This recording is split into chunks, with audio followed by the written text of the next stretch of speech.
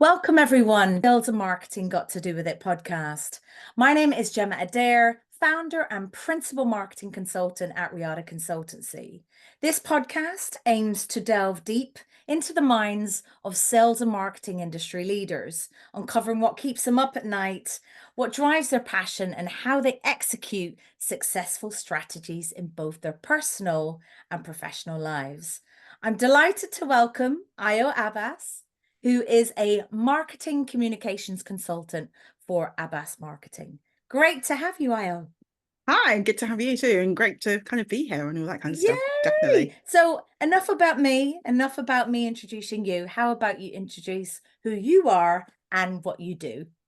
So my name's Ayo Abbas. I am a marketing consultant and I've always worked in business to business marketing, and I work specifically with built environment firms, which are basically like architects and engineers. So the people that design the world around us, really. Amazing. So interesting enough, when and where did your marketing journey begin? Wow. So mine was, I did a business degree with a marketing specialism at uni. And then after I graduated, my first job was in a construction PR agency.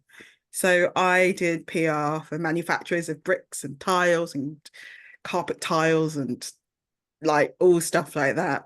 And they were targeting architects and contractors, building contractors. So that was my first job. So that's kind of how I ended up in that segment and sector, which is like 23 years ago. And then, so then after that, I kind of stuck with the industry because I love it. And then, I moved around kind of engineering firms, large and small, and kind of cut my teeth that way, really. So that's kind of how it worked. But I think I've had like 1 6-month stint out of the sector working for a law firm, which I hated. And then I've also had a year out where I was head of marketing for a ed tech company. But apart from that, all construction. All construction. Yeah. And just out of curiosity, since we're young or whatever, was marketing always on the cards? Did you always have your sights on marketing, or what did I you want to don't think do it when you were was. young? I think I wanted to be an air hostess. Okay. Which I would have been really rubbish at. So I'm the worst person to be subservient and go, so would you like more? I'm not that person. So actually growing up, that is what I wanted to be. But I guess I kind of was interested in marketing later on, but it's not necessarily a career I'd have gone, starting off, got to be a marketeer. Because I mean, would you even know what a marketeer is when you're really young? I don't think you do. You don't, do Makes you? Who's sense. going to teach you that? Sorry, It makes sense. It makes sense. And given that you worked in construction, you've worked in a variety of certain sectors, obviously yeah. predominantly in construction. Have you faced challenges in marketing? And if so, what were they and how did you overcome them? Oh, so I mean, as a sector, the built environment or construction are basically they're quite traditional sectors, right? Or they are largely traditional. They work in certain ways. Business is done over a handshake, all that kind of stuff. So to kind of sit there and go, actually, you need to do marketing. People kind of look at you and go, why do I win all my work anyway. I don't need you. So a lot of it is, I guess, education and just trying to kind of show the value of marketing and that marketing can bring, and finding those advocates within those firms that are quite traditional. And I think as well, being female, being black, being a single mum, all of those things kind of adds to the I probably don't fit in most of those rooms and boardrooms. So it's about knowing your stuff, holding your own, not being intimidated. But I mean, I guess in some ways I liken it to when I was growing up. I was the youngest and I had two elder brothers, so I had to hold my own. So walking into a construction boardroom where I'm the only woman or the only black woman in that room, just like, well, bring it. And I think that's kind of what my approach has always been, is that, and knowing that I've got as much right to be in that room as everybody else. And I think that's the kind of challenge, is that people don't take marketing seriously. And I think quite often that's due to they don't know what good marketing is. They don't know what good looks like, which is actually one of the reasons that I set on my own podcast, the Built Environment Marketing Show, is to show the best practice from the industry, because it's like there are so many new techniques, so many, you've got practices that are coming in just digital first only and all that kind of stuff. And I'm like, these people aren't even aware. They're like, oh, I'm not in this networking thing. It doesn't happen. It's like, actually, you can use digital and it can make your in-person stuff so much better. And, and I think that's the stuff where you kind of think there's a huge opportunity. And as there is like as I always say, the dinosaurs are dying, right? So there is a generational change, and younger people who are digital natives are now in the boardroom or starting to be in those boardrooms. So that's the opportunity to kind of win those people across and win those people over, I think. So for me, yes, there are challenges, but it's up to you to demonstrate the value of marketing and what it can bring, and find those advocates who you can work with, and then you show the others, this is what you're missing out on. Yeah, no, it makes a lot of sense because marketing's one challenge in itself, and then you've Yeah, got a traditional sector comes with its own challenges. So it's but I think to your point, it's a challenge, but it's a good challenge yeah, it's because fun. you want to face it and it's fun, and you want to find solutions. And like you said, I think education is a very big thing. Yeah. Um I think across the industry in general in different sectors. So And yeah. sometimes you, as a marketeer, it can be easy just to talk in marketing language. And I think there's that other thing of making our language, and me talking to you is a slightly different thing because you're another marketeer. So we can go off and have huge marketing conversations, but it's also being aware of the people you're dealing with who, you know, they design buildings, they're not marketeers. So actually taking it to them in the way that they can understand, you know, I remember working with a client on his new website, an amazing architect, and he didn't know what SEO was. And I said, well, it's basically how you rank on Google. And he was like, oh, that's important. And then that meant that I could go and get some SEO work done. You know what I mean? It's just like, Yes. actually, I got it now. I understand. And then I showed him, I was like, it's this stuff. He's like, I need that. It's like, yeah, because that's how you rank. So we'll know it's what on your website. But that's the thing, it's taking that kind of business case or that kind of analogy that works for them, and they understand Definitely. it, and then you can get what you need done. So yeah. And I'm sure there's some nuances as well within your sector in relation to how you market and the kind Yeah. of the content and personalizing, information and things like that. So yeah, it's never a dull moment, I'm sure. So what does a day in the life of Ayo look like? So actually, I just thought there is no typical day, is there? But I thought I'd write about my day yesterday, right? So I'm about to do a brand workshop next week. So I was doing some preparation for that, and I was writing the agendas, all of that kind of stuff. I was doing a client feedback interview today. So I was doing preparation for that, looking at the client, seeing what they're about, and then getting the questions together. I had to do lots of kind of writing and get assets together for my podcast that went live today.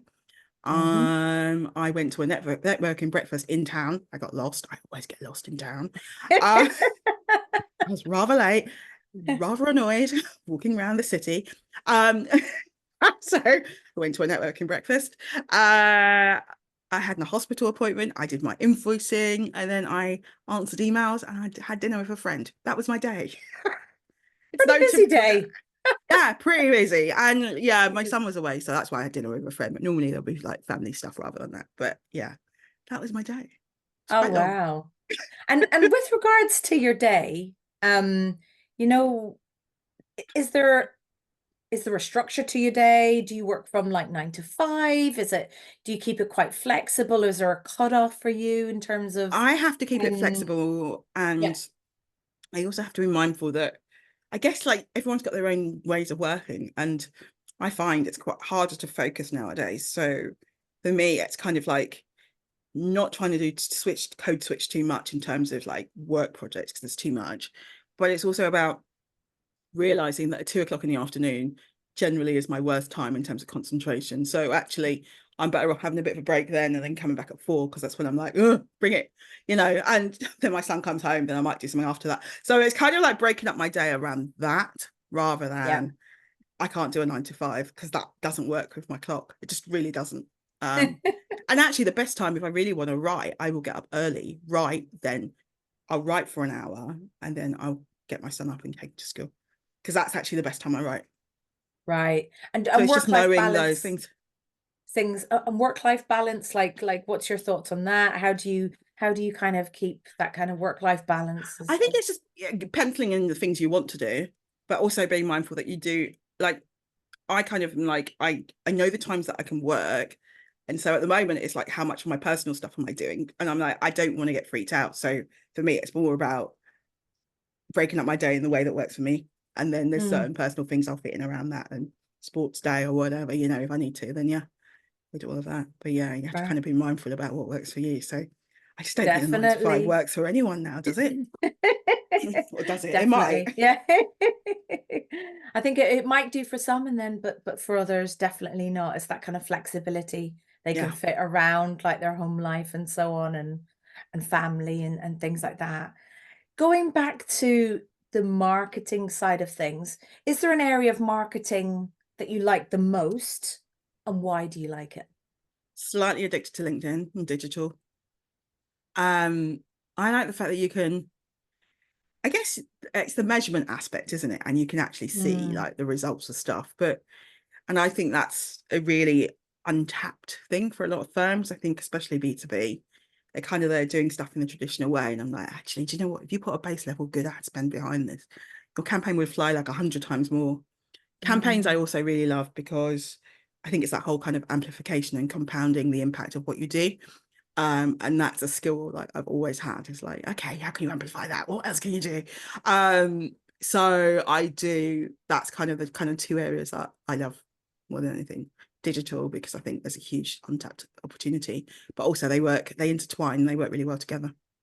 definitely. And what is there an area of marketing that you like the least and why? Uh, I don't really like event management. I used to do a lot of that when I was starting out, like a hell of a lot, and drink a lot. But and yeah, the 3 years I was just like, oh my God. But yeah, I just think there's so much that you have to put into events, and there's to do an event well, you really need to be meticulous and you have to pay so much attention. And Mm, I think as there are some people who are amazing at it. And I always respect those people because I'm like, yeah, I know how hard that is. So yeah, mm, I think probably managing definitely. events. Yeah. Definitely. No, it makes sense because there's always like pre-event, during event, post-event, Yeah. what comes around all, it's not just the end product. It's Yeah, the because you've got the comms planning element, and but you've also yeah. got the organizational side. Yes, And it's yes. that's the thing where I'm like, that's a lot. What's the running order? What's this? Have we got the right? Whereas, Intricacies, yeah, for yeah, sure. whereas I'm like, actually, the campaign stuff is great, the social, some of that. Yeah, I can do that in my eyes closed. But the detail and the nuances of getting it all right and making sure the sound works. I hate bad sound and like stuff like that. But that's the thing. I know what I'm like. That's why Yes. I'm the first person because I'll be there like all these details going, oh my God, that's not good enough. So yeah, Yeah, that's why. that makes sense. I don't think that's a bad thing. I think that's a good thing, I think it's good and bad. It can be quite destructive. From your experiences within marketing, what are the misconceptions do you think people have about marketeers, about marketing? Stuff like we're not strategic. I think that's a huge one. Or people don't even think Mm, that strategy is necessary, which is just annoying. mm. Um, I think there is people are like, I'm doing stuff. I've just done my website. I've just done this. They've never looked at the strategy to why they've done it. And they're just posting on social. I know you're there going, and they're like, this isn't working. And you're like going, have you ever thought about why you're doing it? Yeah. And then they sort of look at you and I you're love like, that. I love that. I love this that. is not like a huge thing. It's like, why are you doing this? Why are you So doing I'm it? like, yeah. And I think that's it, that strategy piece. And I think that, people probably aren't looking for a marketing strategy. What they're looking for is, I need a new website. I need some SEO, like the tactical part, which is the easy part, Yes. Yeah. or Yeah. I need a logo, all of that stuff, which is the doing, which I think people feel more comfortable about. And it's more exciting because you see a physical thing where strategy sits on a piece of paper, really, and Mm. takes a lot of thought. And Yes. I think that's the bit. And it's like, yeah, once you've done the strategy, go off and do, but you're doing it in the right way. So for me, that whole kind of strategy piece and people actually, taking the time to do it because it does help what you do is important. That is one of the kind of biggest things I think the C-suite need to get a handle on, because that can Yes. really help them and help marketing to deliver what they want, what the board needs and what they want. Mm. And also, I guess it works both ways, doesn't it? We can say to the business, is what you asked to do, this is what we did, and vice versa, right? Mm. So Definitely. I do think that that's a huge kind of misconception. Um, I think the other thing is around kind of socials. social media and like, you know, just give it to your dog or whoever to do it. We were in turn. But you know what I mean? I do think there is a nuance to social media. And I think, you know, when I was in an ed tech company, I had a digital marketing manager who was off the scale, and like the difference and like the analysis that she did and the stuff that she said, I was just like, that's when I was like, that is it done really well. And I, you know, it's not just posting, she knew exactly what she was doing, what's what. Yeah. And I think once you see that, then you're like, you're missing a trick. Because that's where the science comes into it as well. It's like there's numbers, data crunching, there's a whole heap of stuff that sort of goes into that. I'm a firm believer of sales and marketing alignment. What's your thoughts? Yeah, I think it's right. It can't be a them versus us, because it makes absolutely no sense. And doing marketing campaigns that sales haven't bought into and don't really care about also doesn't make sense, because they'll just turn around and poo-poo whatever you're going to do. So I do think there does need to be alignment, and you've all got to have the same goals. You're all going to be working towards the same thing. I think this adversarial, we don't talk to sales because they don't do what we want, and we don't talk to marketing because what they produce is rubbish. And I think that whole thing, well, it's true, right? So I think the whole thing around how do you align the two with goals that work for all of them, so that people do work together, because the most interesting, best campaigns you have are when you've got that salesperson going, I've just met such and such, they said this to me, I was wondering, what do you think? And then you just start playing around with that idea, and you can, that's how you produce amazing content and campaigns. So that kind of someone who's out on the ground talking to customers, if you're not, because not every marketer does, and can bring that back to you, so you can actually use that and then come up with something that really resonates with that customer. And that's ultimately what sales do, and that will help them to sell more. So I think there is that kind of thing of how do you align sales and marketing together, so they have shared goals and they, you know, and a shared vision, and they want to work together. Definitely. Do you think that challenge there kind of ties back to that whole strategy piece about sort of the C-suite or executives not really understanding, oh, there needs to be a marketing strategy, or not implementing a marketing strategy, and essentially that then ties in. I think that's that. I definitely, and I also think there is that thing sometimes, you know, we just do business development and sales, we don't do marketing.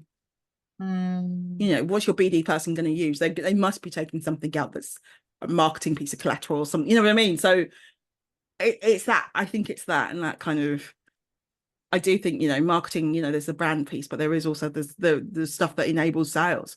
So it's got a dual purpose. You need the longer term brand awareness, and to be filling up that funnel now, and you know, so you've got a new pipeline of people, because if your market's dwindling as the dinosaurs retire, which is what's happening at the moment, then you're like, oh, my leads aren't happening anymore because John's retired. Yeah. But it is, that's exactly what they're getting. It's like, because John's retired, his network are all, if your whole network's retiring, then what do you do for your business? You've not had to do any marketing, because, you know, and that's the thing. And it's like, the handshake world is, you know, one thing, but I wouldn't be so reliant on that all the time. I think that's a very relevant point. What do they call it back in the day, or they still call it like the black book? Yeah, basically. It's like the book, that's my contacts, kind of like, that's my contacts, that's my network. And you know, to your point, organic is, you know, it can only serve you up until a certain point, but then you have to look at marketing, do some marketing, and kind of plan it. What's the plan of attack in that sense? And how do you stay up? Yeah, go on. Sorry. I was just going to say, like, some of the best, you know, when I've worked with in-house, actually, I mean, some of the best stuff I saw was when there was a board of a big construction company. I think we had the top 5 projects we wanted to win in the next 5 years. They were massive projects. And we had that. And that was, and basically every marketing plan I wrote yearly had to be aligned towards their clients who would be ultimately tendering for those jobs in 5 years. They're massive jobs, but do you know what I mean? And that just focuses your mind. Definitely. And I think also, which makes me want to ask the question about like account-based marketing and so on. And I think account-based marketing has kind of, it's evolved into this sort of buzzword, but account-based marketing has been happening for many, many years. Relationship marketing. What was it? Relationship marketing, right? Isn't it? Yeah. Exactly. And that's exactly. what it was. I mean, but then I also think you also have that thing, isn't it? how much is really new when it comes to marketing? I always ask myself that question because I don't think it's like really, really new, because it's like, I think I just get a bit cynical because I've been in the industry for so long that I'm like, actually, that's just like this, isn't it? Just with another badge, right? with a new term or a buzzword Yeah. And or you look at something you like start that. digging into it and you're like, isn't that just this? But like with a bit added on. And I'm like, no, no, no. And you're like, I mean, technological, innovations, yes, ChatGPT was not it, but Yeah. but like there is some stuff where you're like, this just looks like that, really, but just a bit more like buzzy. But it is, right? ABM is relationship marketing, which was key account Yeah. management, which was right. Yeah, yeah. Land and expand on the accounts, like try and understand like what is the the average deal size and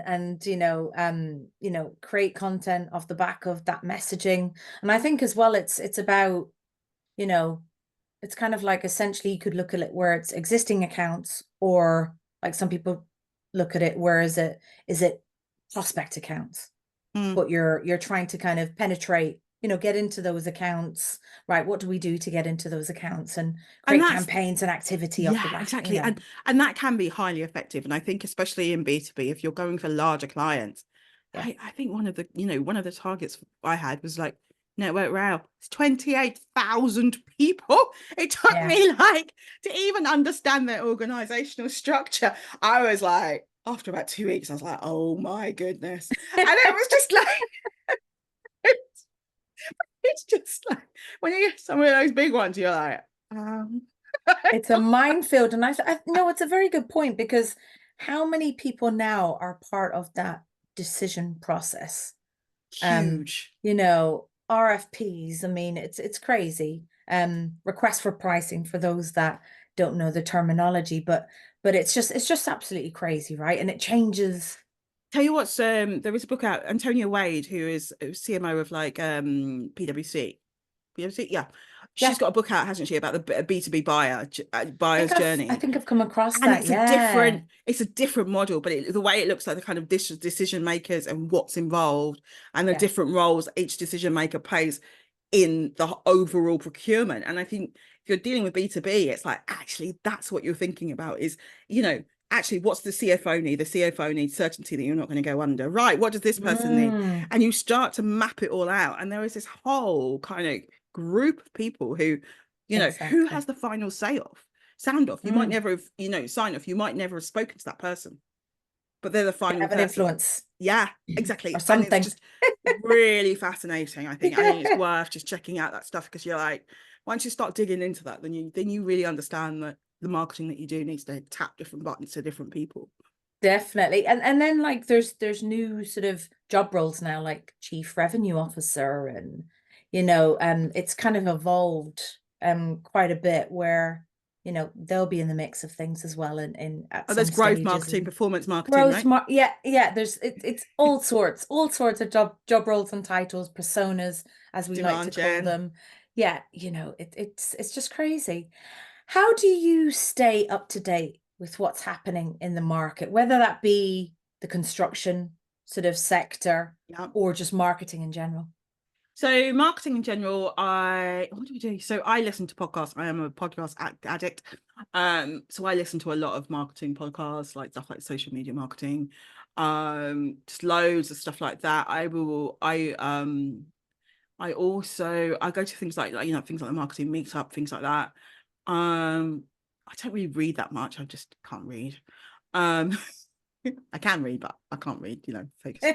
But like, so that's kind of it. So I will go to events, I will listen to a lot to podcasts and webinars if there's good webinars I want to do.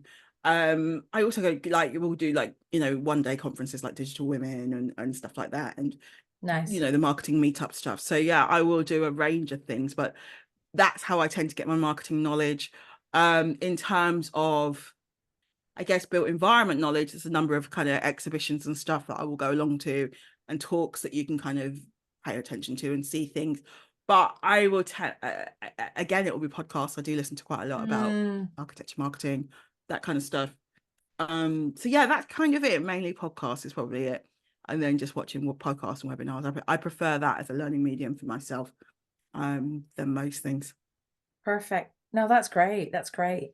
And if you were to give some advice, let's say for someone that wanted to get into marketing, whether they're a younger individual, professional, or someone perhaps that you know, would want to kind of maybe try a new industry, try Yeah. something new to go into marketing, what advice would you give them? Listen to podcasts, connect with people on LinkedIn, start to post, interesting things in that sector, start to follow, some of the influencers and people who are talking interesting stuff about that sector. Go along, find out about events that are happening in that area and see what you can go along to. There's always some free networks and stuff that you can tap into. Look up stuff on like Eventbrite and, all that kind of thing and see what's listed. Definitely do that. But I would also say, if you want to get into marketing, I'd say also stuff like using social media channels to follow those influencers as well, and making sure that you're posting and doing stuff. Because I always think as a marketeer, the reason I'm on basic more or less every platform is because I can't advise someone else to do something if I have not tried it myself. So for Yes. me, I think it's quite important just for us to understand how stuff works and what they do and all that kind of stuff. Oh, that didn't really work. Oh, that was a bit, that's a really good way of doing this. So I think, and we're lucky now because it's a relatively low barrier of entry now. You can, you could just set up an account and, go off on socials and start to understand how that Mm. works. And, it's not huge anymore. So I would definitely say that. And then courses, I don't know. I mean, how do you feel about CIM? So I've actually done a CIM qualification before. But I would say When it's when an did you do interest. it? Many years ago, quite Same. a few years ago, yeah. I think it's very much so up to the individual. I think it's Mm, good to have both a theoretic kind of knowledge about or education around marketing, but I think as well that on the job marketing is, if I can look back over my 20 plus years of experience, it's been on the job marketing to where yeah. I've learned a hell of a lot, to Yeah. which a qualification perhaps didn't give me. Um, but I would say later in life, that's when I kind of did the whole qualification side of things, or Yeah. kind of looking into marketing more in terms of the theory, um, and sort of the different kind of, yeah, like frameworks and all And the the rest of models it. and all that But kind of on stuff. but on the in the actual role itself, definitely that's where my knowledge, particularly within the tech space, because that's where I sit and where my knowledge has come from. So And it's so fast I think moving as well, it's, tech, isn't it? yes, exactly. And I CIM ain't think gonna that's CIM is not gonna keep up with that. You're I think like, what are it's you talking about? I think as well that's it's actually an interesting point, because I think one, marketing changes constantly. It's constantly evolving. So that's kind of to get your head around that in itself. And then tech itself evolves like the speed of Yeah. light. Yeah. Particularly across the Microsoft space as well, where I predominantly sit. So you're constantly having to, a day in the life of a marketing consultant, is, I mean, it's a constant sort of thing, right? Well, you're It having to learn to varies. use new tools and you're having to Exactly. all of that stuff. And you're right. And that's the stuff we don't always necessarily recognize. And that's just to keep up. It's not like to be ahead. And I mean, I do kind of wonder about stuff Definitely. like CIM. I'm like, because now they have got like an introduction to AI course. And I'm like, would I really go to CIM for that? Or would I go to someone who specializes in it, like Heather Murray? Like, Yeah. that's the I thing. think I think it's Where would I get the most up-to-date stuff here? And I I think think I think yeah. that's the thing. And you know, Yeah, I think as well, perhaps where, certain bodies or qualification bodies started off many moons ago, things have evolved quite a bit. So mm, people obtain information differently and through different channels. People want information now. They yeah. don't want it tomorrow or next week. They want it now. Where could I go? How can I get the best tips, best practices, frameworks, you name it. they want to execute today, not tomorrow. So it's I think it's a really interesting one, and I think the role of those associations is interesting, because I'm there going, how, but is it, but then I've seen some of the like ones in marketing groups and stuff, and they were like, I want to get, I'm a senior manager, I don't really know about AI, I must do a like CIM course. And you're like going, but it's not whether or not CIM's the best way to do it. It's just literally because they want the badge. And I'm like, that's, so then I can put it on my CV. And I'm like, that's no, but that's literally it. I was just like, it's probably not the best course, but that didn't matter. And I was like, it is. I think there's like sort of like that's what I mean. Those like accredited bodies, they've had their credibility throughout the years, and it's for a lot of these bodies is looked to as the go-to for you have to have that accreditation with that that with that body, that kind of thing. So I think definitely they probably are still the go-to because there's no one else to do. But I think things are, changing, and I think it will get competitive. I think in that landscape, it will be interesting to see how that evolves over the next few months, years, and so on. Yeah, and I think it's the role of them and how they'll work and all of that stuff. It's fascinating because you're looking, are they actually fit for purpose? It is. And I think as well with certain things as well, are you an academic, or are you someone that likes to study and do courses and write essays and different cover off different modules, or are you someone that likes to be hands-on with the technology, with in execution mode, that kind of thing, and just being hands-on in an actual job, with gaining that experience? So I think that also plays a factor as well as to and it probably depends on maybe what area of marketing they want to venture into, that kind of thing as well.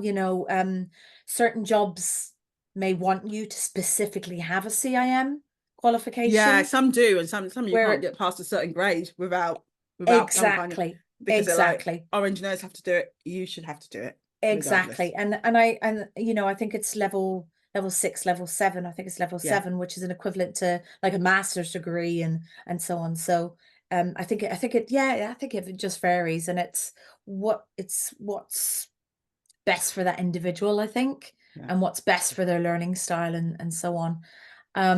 What is your passion in life, and what drives you? What's my passion in life? I guess my passion is, I want to make a difference and make my mark. And that's kind of the thing that drives me. Is, I mean, I kind of look and I think, well, when I set myself, even like growing up, my main kind of goal was I want to move out of the area I grew up in. Then it was like, I want to go to uni. Then it was kind of always these kind of new bars, I guess, and just moving the goalpost. But yeah, now I guess it's about doing work I love that makes an impact that I want to do. And yeah, that's kind of it really. And, enjoying it. And I think the enjoyment part is definitely going to be part of it, and working towards that. Would you say that's your why? If I asked you again, like, yeah, it is, because it's just it is, and then it's that thing of, actually, I want to do work I really enjoy now with people I want to work with, and I think that's really important and that I'm proud of. So, no, that's brilliant. Is there someone that inspires you, whether dead or alive? Do you know what? I think my mum's passed away, and she's probably is my biggest inspiration, because I don't know, she brought 3 of us up mainly alone, and she's an immigrant. She, it's 3 of us. She worked tons of jobs. She was a secretary and stuff like that. And you just think, actually, you did a lot, and and then she had kids from a different first marriage and stuff like that. And she went through a lot, and she had to fight a lot and own her own. And I think, actually, hats off to her, because that's hard to do, man, especially in those times as well. So definitely. And just out of curiosity, with your siblings, did they go down a construction marketing route, or no? Like, one's in IT, one's a strategy director in America for a strategy company, I can't remember, marketing company. Brilliant. So he does like cool marketing. He does like brands like Nike, and I'm like, okay, that's a bit different to my world. That sounds Uh, interesting. Yeah. yeah, no, his stuff, I was like, oh, that's really cool. And yeah, so that's kind of what my siblings are kind of doing. Yeah. If you could speak to your younger self, what would you say to them? I just like keep going and you'll get there and you'll figure your own S out. Excellent. I know this is a common question that gets asked, but where do you see yourself in 5 years? Do you know what? I'll be like 52, which is actually quite scary. So uh Wouldn't have thought that, but there you go, you know. I'll be like, I'll be quite old. No, I don't know. So do you know what? I don't think that far ahead in a way. So yeah, I'm kind of, I don't know. We'll see. Okay. Watch this space. Watch this space. Perhaps, See what I look like perhaps at we'll 52. do another podcast in 5 years' time. Exactly. I'll have grayer hair probably. That's definitely yeah, right. It's a couple of bits here, but God like, only yeah. knows what my hair will look like at that time. There you go. I'm just like, I'll be 52. Like, I feel like I'm a 15-year-old boy. I'm like, huh? Oh, what do you want to be remembered by? Do you know what? I want to be remembered by, I guess, having like being passionate about what I do and inspiring people, because that's quite important, isn't it? And I think what's quite nice is when I work with people and they turn around afterwards, they're like, oh, I used to hate marketing, but now I'm actually quite excited about it. Because I kind of think Nice. marketing is one of those things that actually it can be fun. Like it shouldn't be a complete like, ugh. And I think it's just, and I think it's just that thing of helping people navigate to a place where we find the marketing that works for them. And I think that's quite important, because I think quite often people are like, everyone said they should be doing this. It's like, well, if you hate it, don't do it. Yeah. And I think being able to go, actually, you could just do it this way and that works for you and you're fine, you know. Yeah. I think to your point, it's very much so like being a consultant, you know, we both can resonate on this. It's very much so understanding their business Yeah. and then bringing that marketing toolkit, and they can tailor it to, you know, their industry sector, Yeah. and obviously to their customers, right? Because their customers might be, you know, B2B, B2C, or might be a mix of both, depending upon, you know, what that business is. But it's very much so tailored and specific to their wants, needs, Yeah. requirements. That kind of thing. And I think as a consultant, I think the thing for me is that I love that the fact I'm a generalist, because I am literally saying, what do you need, rather than what is it I need to sell to you. And I think Yes. that's a big difference, because if I was just selling you websites, you would be having a brand new web. You know what I mean? Like, regardless Yes. of we just need you to sit there and just tailor what you do or change your messaging. You know what I mean? And I kind of think that's the benefit. And I don't think people always realize it's like, actually, I'm giving you the best solution that's for your business, rather Definitely. than, and I can look at the problems and go, you could do it this way or this way. Which one would work for you? This is advantages and disadvantages. And I think that's a huge thing about that generalists bring to the table. Definitely. And I think you'll resonate with this. You know, you got to be ruthless. Otherwise, you're just not being authentic. You're not doing your job, or, you know, what you've kind of, if you've been called to, you know, work on that project or whatnot, you know, it's important to be open, honest, and kind of identify the, you know, the challenges, or, you know, the right solutions for their problems, rather than just saying, yes, go off, run with that will work. You know, Yeah. it's not a one size fits all type of scenario, for And sure. sometimes we have to challenge as well. Sometimes I think Definitely. our role is to actually go, you know, let's challenge your thinking on this. Did you know? You know, because I think as well, a lot of people, we forget this isn't what they do all the time. So Yeah. actually going, did you know this such does it in this way, or this way, or if you tried this, that could work. Yes. So I think that's a part of our role as well, is that challenge, which Yeah. I do like to do. And that whole education piece, it comes with, you know, what you're just saying there now. It's definitely a lot of education around, well, what is marketing? Yeah. And kind of stripping it all back. It's essentially just, you know, re-engineering it. And so, like you said at the top of the podcast, it's simplifying it in terms that they can resonate, what resonates with Yeah. them, and Yeah. how they can sort of And I just, it's interesting having those aha moments where like, Yeah. right, I get it. You can help me do this. And You're they, basic. Well, they're like, you're like a therapist. You're like, yes, in a yeah, way. what's your symptom? You know, it's like, Yes, sure. Bad marketing. exactly. Oh, Yeah, no one's coming to your website. Oh, yeah, well, it is, right? Yeah. definitely. So when you go on holiday, Yes. what do you like to do? What do I like to do? Generally, not that much. I'm quite happy to sit by a pool, read a book, sleep. I sleep quite a lot. I generally like cooking, so I do lots of that. Yeah. So, I mean, that's kind of what I'm doing when I do go on holiday very, very soon. So, yeah. So, be that. But I do also like activities. So, I'll ride a bike, do a few bits, go and see the sights. Food. I do love eating out. Nice. Which brings me to the another question. You mentioned food. Mm. What do you cook, or is there a particular cuisine that you like? I can cook most types of food. Um, anything from Italian, you know, Moroccan, whatever I feel like eating. Generally, I'll look at something online, but I want to do that. I also like to bake, do a decent roast, pasta. Yeah, so it's like hearty classics. Probably my favorite is puddings. Oh yeah. Puddings with custard, steamed puddings with custard. I'm quite a traditionalist. So Nice. like spotted dick, favorite thing in the Yeah. world with custard. Yeah. So yeah, puddings are probably my favorite thing. But yeah, generally I can cook most food apart from Nigerian food because I never learned Okay. Right. on Right. And purpose. what's your kind of favorite sort of dish on the sort of like, is it a roast? Is it, Just depends on mood, what I feel like making, to be honest with you. yeah. Slow cook. I mean, I love lamb, so like slow cooked lamb shoulder in like Moroccan spices.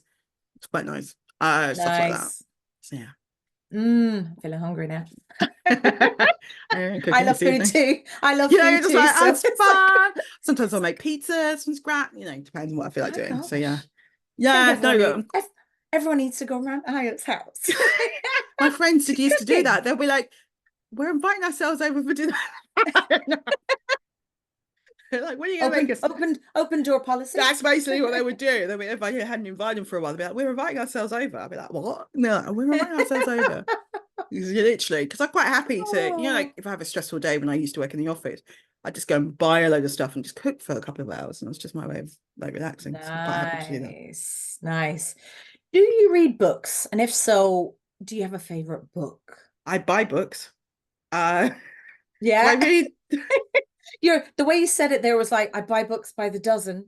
I do. I buy quite a lot of books. I used to buy lots of cookery books. I've got like 50 downstairs, right? Wow. But then I used to get all my recipes from the internet. So, Okay. and then I moved on to business books. So I buy business books, but then I might just read a tiny bit of them, and then they look quite nice on my shelf. So I buy books. I'm better off now. The Spotify has audiobooks. That works better. Nice. Brilliant. Which brings it back to podcasts as well, right? So Yeah, I think I learn podcast, better it by just, audio. It just works better for me. I think once yeah. you know that, you're kind of like, actually, that's it. And then I might get the book just to refer to a few bits, but really, I'm not that great. And do I read fiction? Not really. I No. might read a bit on holiday, but once a year.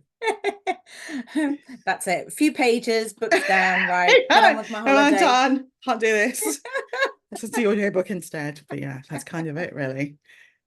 If you had a chance to be a superhero or have Yes. superpowers, who would you be, or what would those superpowers be and why? Well, I did think who would first was in my head was Wonder Woman, because I thought she's cool, right? And then I looked up the definition of her. She's compassionate and caring. She's stubborn, which I definitely am. Opinionated, yep. Highly competitive, yep. Outgoing now and then. Immortal Amazon. I don't know if I'm that, but you know what I mean? I thought, yeah, that's her. I A love stubborn it. bit. I I was love it. like, yeah, it works quite well. Yeah. So the other one was like, do you remember She-Ra from like He-Man? Oh, Shira, yeah, yeah, yeah, I remember yeah. her. I thought she was quite cool. So yeah. Nice. I remember actually when I was younger, I had the punching bag, the He-Man Did you? punching bag here with the sand at the bottom of it. Yeah, No, I didn't have that. They didn't come to East London, I'm afraid. If you had to ask the audience a question, what would that be? I'm quite interested. I did a poll on LinkedIn the other day about why people are on LinkedIn, and I thought the responses really did surprise me.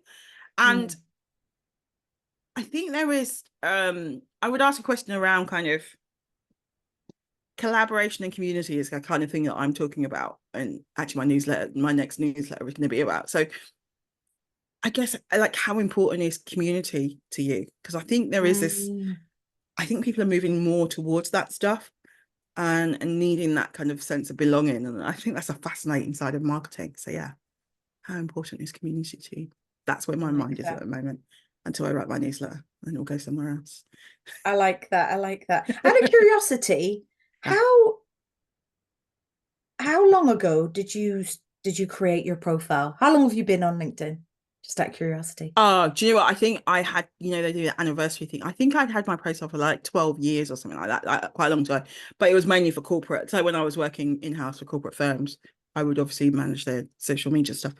But for my own profile in terms of like posting more regularly, I probably started that probably about a year, 18 months before I started my business. So probably around like 2018 was probably when I started posting like articles. Actually, it was the fall of Carillion was the first article I did. So I was underemployed. So I'd been made redundant, I think.